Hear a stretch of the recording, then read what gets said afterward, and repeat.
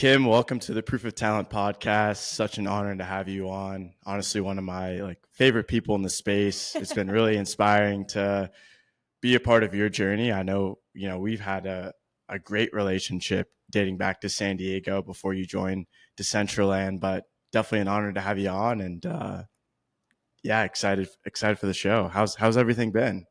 It's been good. Thank you so much for having me on. I'm so excited to talk more about this and you in this role. I mean, we met prior to you even having this role too. So it's fun seeing us continue through this wild, wild world of Web3. 100%. And things can change so fast in this industry, like whether Yeah. that's a company doing some turnover or just like you getting another cool opportunity, speaking at conferences, like anything you want to do in this space, you can do. And I Mhm. feel like you're such an incredible representation of like the power of relationships. And I really want to dive into that because I feel like that's been a huge factor in your career journey. But we'll love to hear in general, like what attracted you to the Web3 space and what are you up to right now? Yeah, absolutely. I kind of had an interesting pathway in, as most people do in Web3. It was early 2020, pre-COVID times. I was working at a ad agency, which is what my previous career was. I was an accounts director or leading the accounts management department. So client service really is what I was working on for some big brands. So in the past, I've worked with clients like Bank of America, the Boston Celtics, big name brand clients on the marketing side. And I moved back to San Diego. I got into a smaller agency, a lot of fun, creative stuff, which I really enjoyed. But when the pandemic hit, my kids' daycare closed. And so I had to kind of make a choice of what I was going to do, and the world was so uncertain. So I decided to pivot and take the time to spend with my babies. And that was such a great time. But honestly, I was just mentally bored and not super stimulated. And so I felt like I needed something to dive my teeth into, something to learn about. And my brother at the time was into Top Shot. And so Mm, I was like, okay, as a marketer, he's really into this. Maybe I should learn more. I was an ex athlete. So I was like, okay, athletics is a way in for me to understand it. And I really liked athletics. So started learning more about that. And that's kind of how I went, rabbit hole straight into crypto, NFTs, what's coming up. Then I fell into artists. And honestly, I just wanted to learn more about the space. So I joined a bunch of Discord groups. And that is where I met an amazing artist, Talia Zoroff, who was at the time thinking about launching a NFT collection about her fashion illustrations. And she was just looking for some marketing support. So I was like, this is a perfect opportunity for me to still be a stay-at-home mom and help someone that's an artist really get a little bit more visibility. So I ran her NFT project for a little while on the marketing and project management side and fell in love immediately with the Web3 community and what was possible for creators here. yeah, that's awesome. I mean, the pandemic obviously like shook up a lot of our lives and Mm-hmm. made us rethink the workplace too, especially if you're doing stuff that was IRL. Marketing budgets, I'm sure, were slashed too. Yeah, No one not knew great. what the future was going to look like for that. Mm-hmm. But it's cool to hear you say Top Shot was kind of your entry point because that was pretty similar for me too. It was like, all right, Mm-hmm. kind of that integration with the NBA and like putting things on chain with sports. Mm-hmm. Being an athlete, like that was very understandable. But then I think once I saw the NFT world with like Bored Apes around 2022 Q4, I was like, what's going on? We've got Gary V with V Friends. I'm like, Yeah. this world's crazy. I always laughed that I was right there for like the crazy big ones that came out, but just never picked the right animal, like I was NFT collecting and I have all the other animals that were all, rugs and whatnot. But I learned a lot about the space and some of the communities I joined. Some of those people are my best friends in the Mm-hmm. space right now. And so Yeah. although I made some pretty bad investments at the time while I was trying to just learn, I made really great friends. So totally worth all of those learnings. I think that's one of the like coolest parts about Web3 is the Mm-hmm. friendships that you can build. Like it's one thing to work in an industry and like have colleagues, but it's another to be like traveling around the world, meeting up with your friends at these conferences, like doing podcasts like we're doing right now. Like it's such a Yeah. unique industry. I'd be curious to hear too, like as a fashion and just coming into the space, like what were some of the biggest like learnings and like lessons that you took away? I think the biggest thing was just the creativity and what is really possible. So when we think of fashion, there's so much that is constrained, like, the type of materials you can use, how fast it can be created, the waste, and then learning how this space can allow for that with digital fashion, but also how fashion artists were treated in the traditional fashion world or art world. Mm-hmm. Someone like Talia, who I loved and thought she did really cool art, wasn't really seen as a gallery artist. And so Right. I thought like NFTs really offered that opportunity for people that maybe didn't have a very clear lane for how they can show off their fashion and show off their art and do that in a really unique way and also benefit financially from that with people that want to collect their art and want to learn more. So I really liked that opportunity for people to meet with the artists, connect with the creators one-on-one, and like have these mini communities where you get to hear their stories and understand why they do what they do. And I Mm-hmm. think that made art and the art industry and the fashion industry like more approachable. I'm not a in real life art collector, but I definitely love collecting some digital art. So I think it's fun that it expanded that for a lot of people. Yeah, I mean, pioneering, I think, is like the huge aspect of the digital fashion, digital Mm-hmm. art. Obviously, I think the traditional world is extremely cutthroat, for fashion, especially like trying to partner Yeah. with those brands or even be like seen as a respectable designer. So it's nice that Web3 like really broke down those barriers. And it was like, you have so many different types of mediums and creators building and not really like looking for the I don't know, just not approaching it the same way as other big brands do. It's a more Mm-hmm. welcoming and loving community, which I think is awesome. And I think that kind of like segues to where you're at now too. I'd love to hear, what you're up to and how that's been going. Yeah, so I am now the head of partnerships and marketing at the Decentraland Foundation. And Decentraland, for anyone that's not familiar, is a virtual social world that is backed by the blockchain and owned by its users. So I know many people listening here are Web3 familiar. So it does have a DAO and a foundation, and I'm part of the foundation side. So we are a nonprofit. So it's a really great opportunity for people to jump in and explore with their friends. Web3 is so global. We have 190 countries represented in Decentraland. And so I'm Wow. really proud of that. And It's an crazy. opportunity, yeah, for people all over the world. Like I was in an event in Decentraland the other day and talking to someone who was in India and someone else who was in Argentina. And I'm in San Diego, California. And just that opportunity for us all to be in the same space together Hmm. is really unique and just a lot of fun. Yeah. It's it's insane like how many people you can meet from all over. I, Yeah. I just joined the Kernel Accelerator, and it's 150 fellows across 30 countries. So So cool. everyone's from somewhere else, not honestly Mm-hmm. not a lot of people from the US. But I'm curious, how did you end up getting the job at Decentraland, kind of segueing from Eyes of Fashion?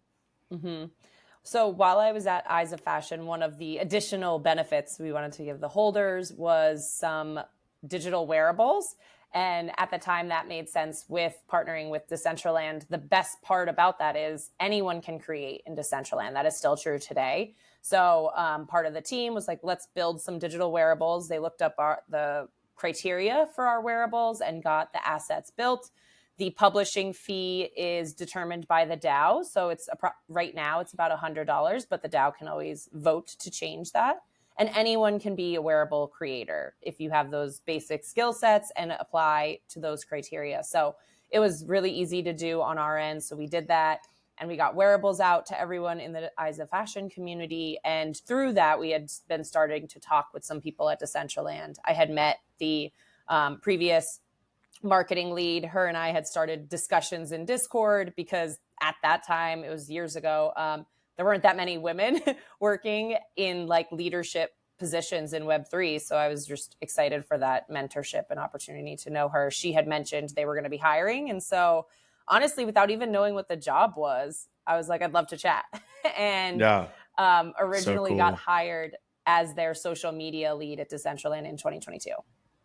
2022 social media lead. Fast forward, you're now the head of marketing and partnerships. Mm-hmm. Big congrats. Obviously doing a ton of great work. And just for our audience too that's listening and looking for a job, Kim's an Mm-hmm. excellent example of like getting into the weeds of communities, chatting with Mm-hmm. people that are actually part of these foundations and organizations. Like that is the best way to do it, right? And also continuing to maintain those relationships that you build over time. Totally. And I think this space more so, again, like I came from a very traditional space with a lot of big corporations. I couldn't just talk to the head of marketing at some of those companies if I wanted to. And I think Web3 is super open to conversations. A lot of people are wanting to learn, and a lot of people are willing to teach and to mentor. And so, anyone that's looking for roles in this space, I mean, it's definitely a space of shoot your shot. So, send a DM, talk about what you admire about that person, ask if they have any like advice on something specific. If you're really clear on your ask, I think that helps. But there are a lot of people out there now who are willing to be mentors and answer questions. I know I mentor some of our creators. So Decentraland has a big community of creators. And we've hosted, marketing 101 sessions. So how do you market the work you create? Because creators are not necessarily always natural marketers. They are creators. It's a different kind of mindset at times. And so how can we coach creators into becoming marketers, and what can they do from there? So there's a lot of different coaching happening in the Web3 space. So I definitely encourage you to just ask. Yeah, and in an industry that's so new, we're all learning as we go. So it's so amazing to be able to like speak to people maybe 5-10 years ahead in their career. Mm-hmm. It's like ask for that advice and guidance. That's definitely been a huge factor for me as well. It's just like sinking my teeth into those relationships and really being a good listener. Like there's a wealth of knowledge out there. You just have to ask the right questions and like really put yourself in those situations. Mm-hmm. And in this But space, it doesn't even need to be 5 or 10 years ahead of you. It's like one. right, 100%. 1 year, 1 year more of experience in Web3 is like equated to 5 years, basically. Exactly. So I think we come to this like question as well too, and I'd love for you to demystify this. Like, what is the metaverse? Yeah, I think a lot of people define it in many ways. I like to think about the metaverse as like the internet. There's no one owner, there's no one spot. Everyone can have their own place in the metaverse. So, for example, Decentraland, I would say, is a part of the metaverse, but Decentraland alone is not the metaverse. We are a virtual world that is a part of the metaverse, just like you wouldn't say, a website is the internet. You can find it there, it's a part of it, and it helps you conceptualize how that comes together. But I think there are a lot of different virtual worlds, AR and VR, the spatial internet, all of it together is kind of a subsect of how the metaverse comes to be. And I think they all have different use cases and different audiences, and you find what makes sense for you. I think in Decentraland in particular, we're an adults platform, so opposite of like Roblox, which is garnered more towards kids or teens.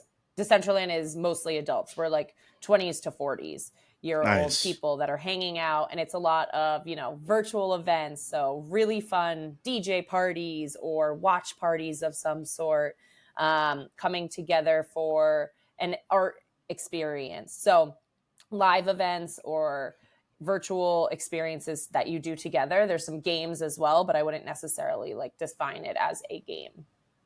Cool. Yeah, no, it's obviously like unlimited potential, honestly, with the metaverse. And I think so many people, obviously, outside of Web3 are turned off by that terminology, but it is inevitable that that's the future. And I'd love to hear from you too, like this concept of creator economy and how that is connected to Decentraland and just the metaverse in general.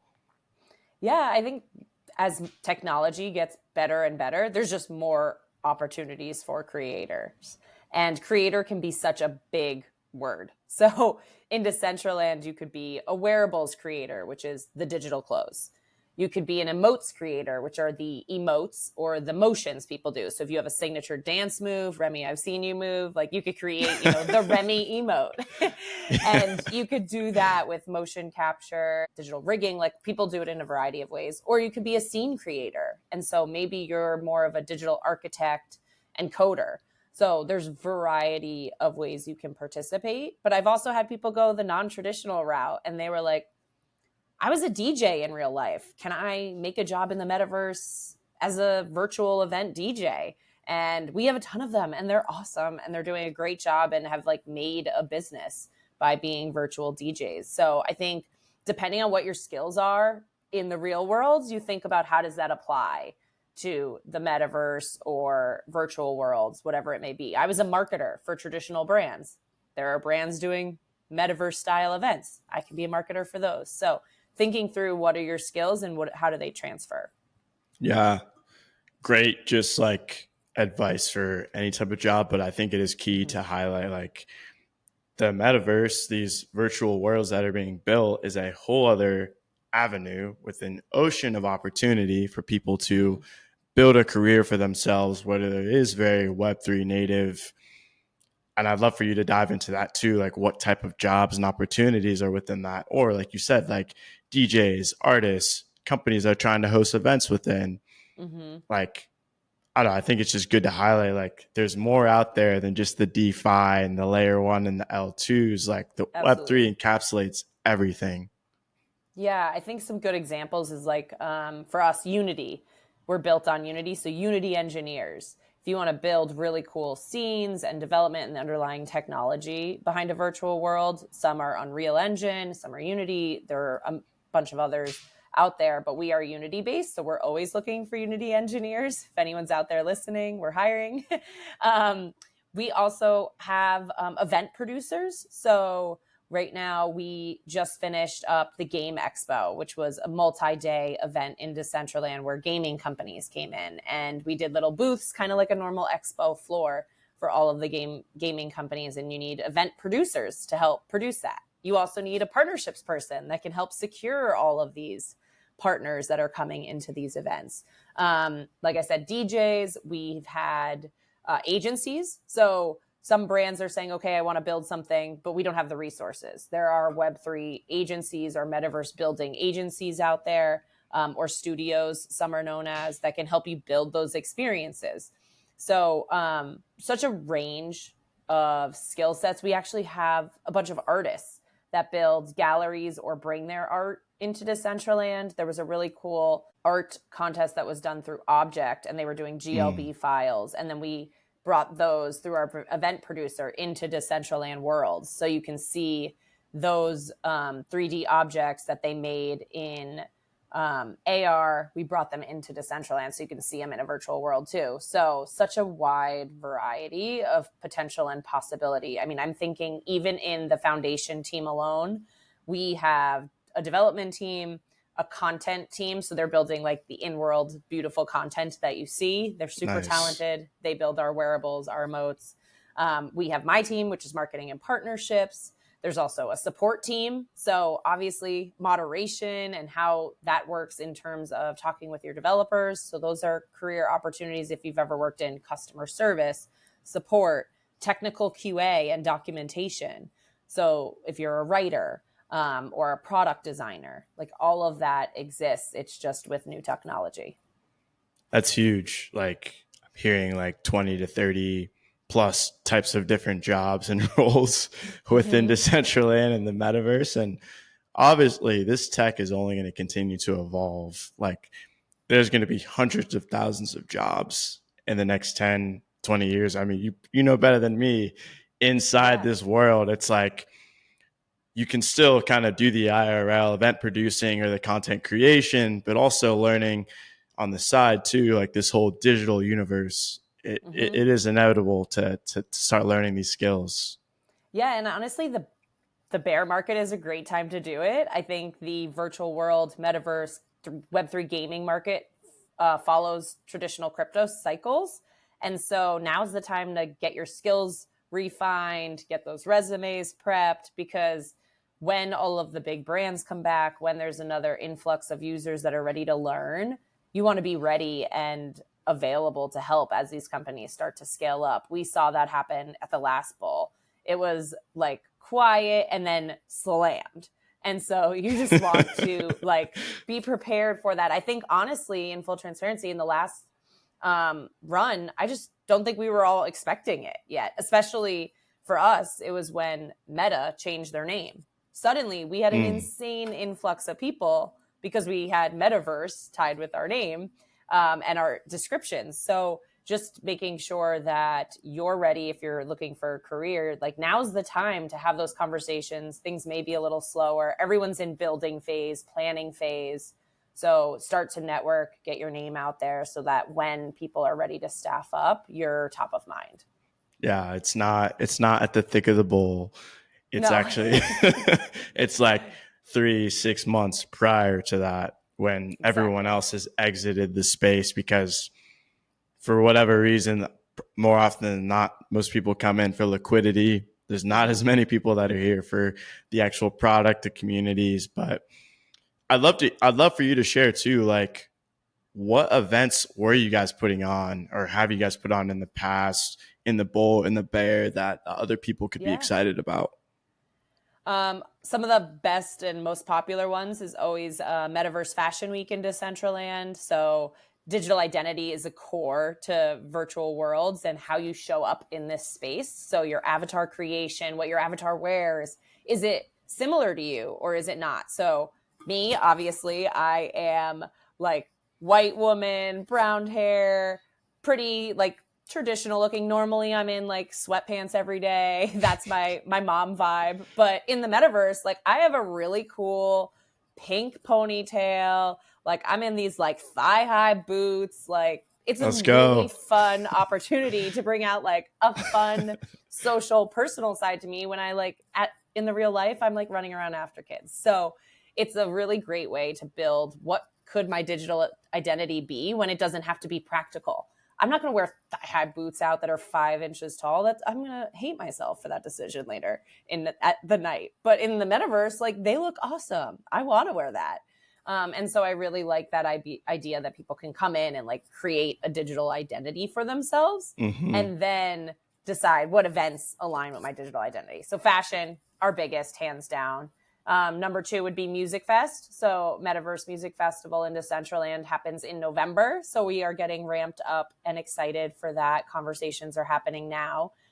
We actually just put out our Q2 recap blog, and at the bottom we have an interest form. So if anyone is interested as a performer, partner, we are just getting those conversations started now. So that is at the bottom of our latest blog. So music is our number 2 event every year.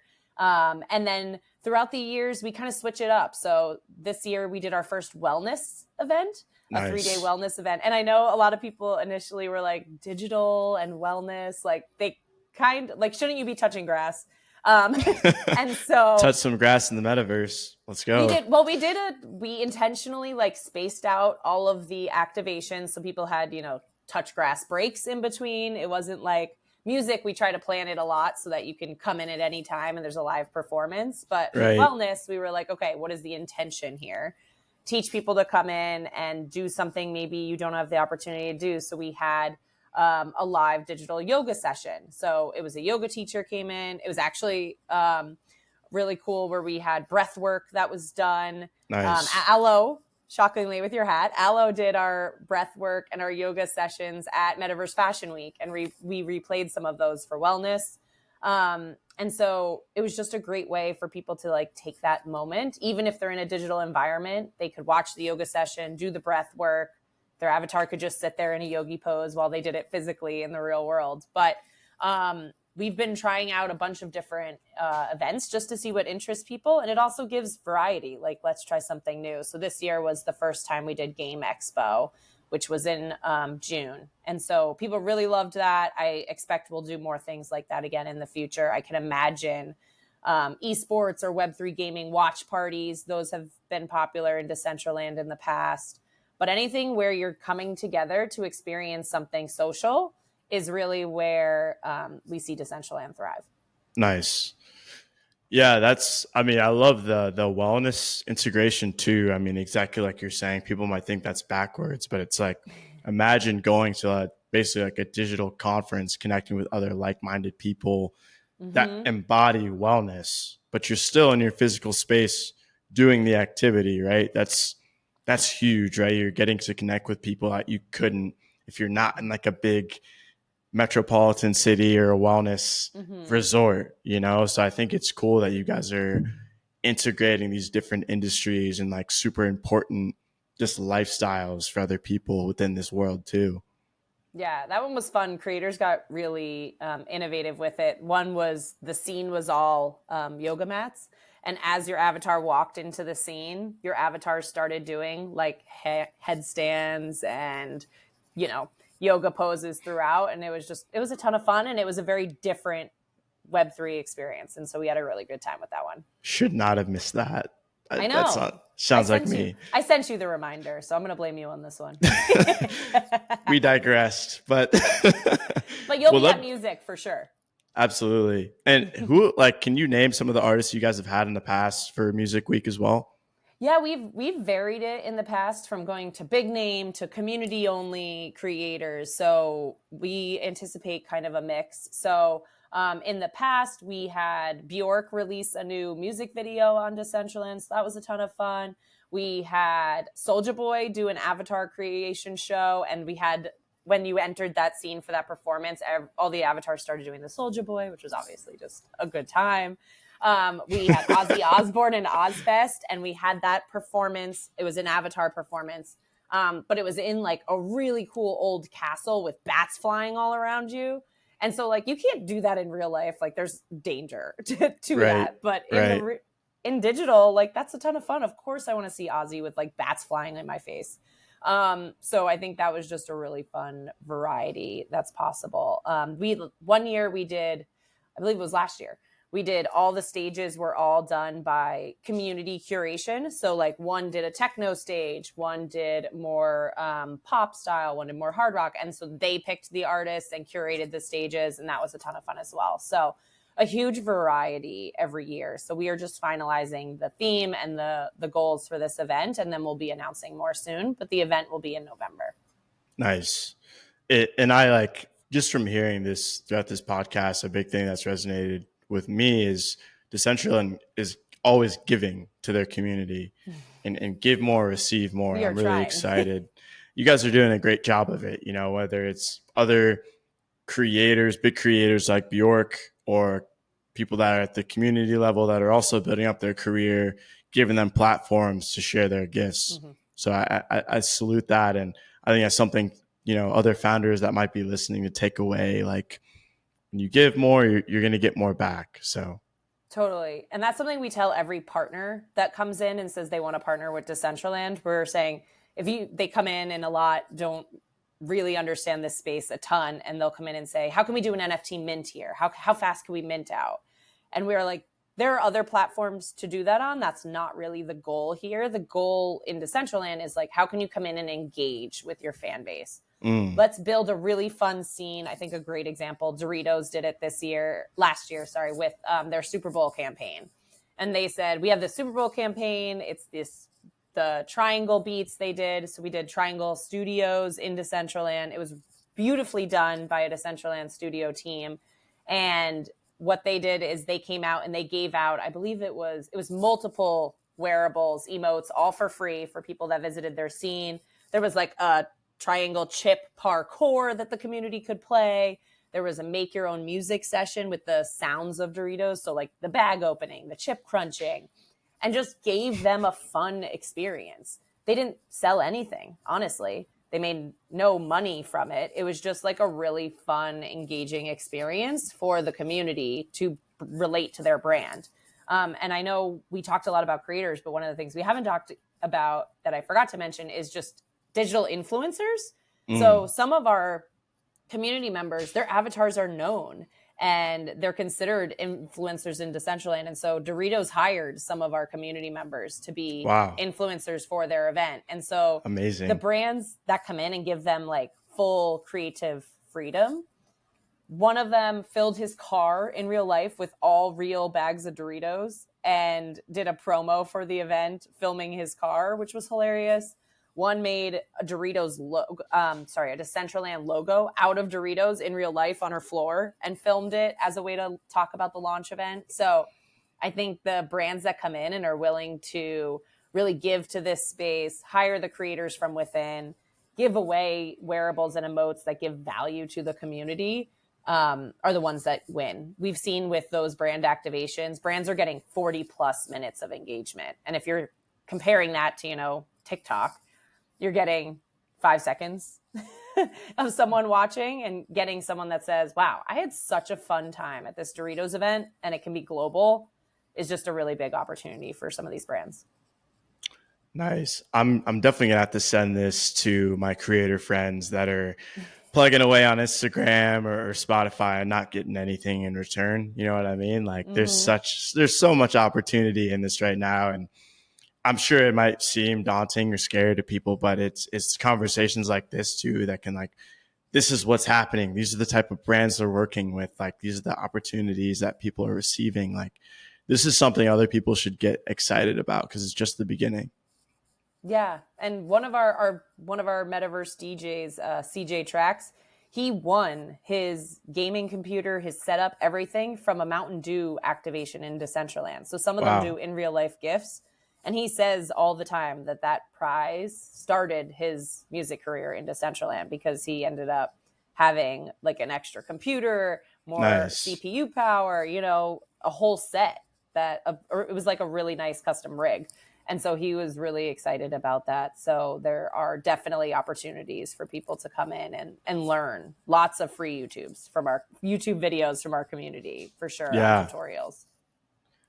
And I'm curious to hear too, like, what are some of like the latest trends happening in the metaverse right now or in just virtual worlds within Web3? In general, I think people are thinking about engagement, like what do people want to do in these spaces? So there's the group of people that really want to play like good Web3 games. And as we're building that, the number one thing to just think about is what's fun. A lot of people are trying to overcomplicate the Web3-ness of it. And we're forgetting the number one reason someone plays a game is because it's fun. So what's fun that's happening in world and not make it too complicated for complication's sake or for blockchain integration's sake, but just keep it fun. Another trend is making sure things are not too Web3 at the out front, but really accessible to everyone. So we just integrated last year social sign-in by partnering with Magic. And so you can sign in with your X account or your Google account, your Discord name, and you don't have to have like a MetaMask set up and all of those steps. This can help bring in that next wave of new people. So if we're thinking about, preparing for that next wave, how can we break down the hurdles or the barriers that may be in place to welcome people that are interested right at the onset? So I think a lot of brands and companies are doing that now of saying like, okay, how do we simplify? So that's like a trend I'm thinking a lot about is like, how can we simplify? How can we niche down? How can we make it more obvious, easier language? So that's definitely a key trend I'm seeing as well. And third, which I'm sure everyone is saying, is just like the right usage of AI. How can we use it to make our work easier, better, faster, but also keep the humanness of a lot of different parts? Like I don't want to have AI moderating everything. Like I want some human interaction here, but I do want AI to like help me check my code and find an error. Or I want AI to help me take this entire podcast transcript and help me find some social snippets. Like, how can we be efficient with AI, but not lose, the human elements that we all come to love as well? Yeah. Very cool. I mean, I'm hearing lower the friction to get in, which I think companies are doing really good at that, especially in Web3, increasing engagement, obviously, too. Like, there's been a lot of Web3 companies in the gaming space. There's been a lot of noise, but like you said, it's the enjoyability, the fun. We got to make sure we put that first before anything else, before the tokens and whatever it may be. Mm-hmm. And yeah, everyone's playing around with AI, and really just excited to see how that, like you're saying, just like makes a much more seamless and just like effortless process for companies ethically. Keyword. Yes. And big shout out to Magic. We had Olivia Martyr, head of talent, on our podcast. Amazing Awesome. team. Super cool to see how they've onboarded so many Web2 brands Yeah, into for sure. Web3. So yeah, Definitely. and I guess what's the future look like for Decentraland? So much happening. Like I said, we have Music Fest coming up that we're really excited about for in-worlds content, but we're also redoing all the tech, kind of rebuilding it from the ground up. We Nice. launched in 2020. And so, as we all know, this space has changed drastically from then. A lot of new technology available. And so we're rebuilding it. And that foundation has been built on our side. We are now working through that, and we'll launch Decentraland 2.0 in Q4 this year. So Wow. really excited. If you've Let's been in go. Decentraland, yeah. If you've been in Decentraland in the past, you can expect higher quality graphics, less lag time, being able to emote with more people around you, just like really enhance that visual and social element across the board.